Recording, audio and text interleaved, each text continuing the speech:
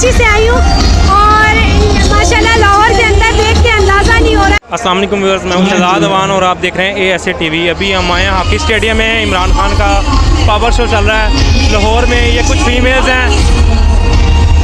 अस्सलाम वालेकुम। वालेकुम अस्सलाम भाई, क्या हाल है? अल्हम्दुलिल्लाह, आप सुनाए? ठीक है, ठीक ठाक, आपकी दुआ चाहिए।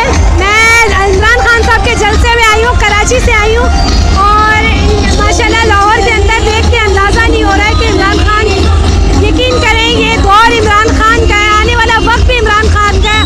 और ये जो कहते हैं कि नाअहल कर देंगे, वो उनको हम आवाम नाअहल कर देगी।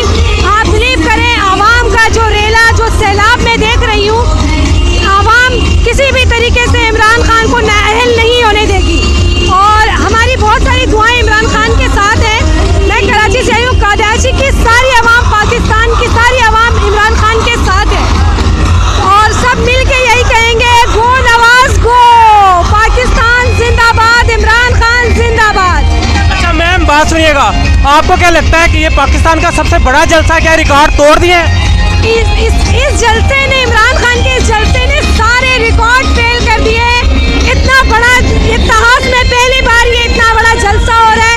इससे पहले बड़े जलसा कोई नहीं देखा हमने, दुनिया का कोई जलसा नहीं मिला और इंशाअल्लाह आने वाला वक्त इमरान खान का होगा।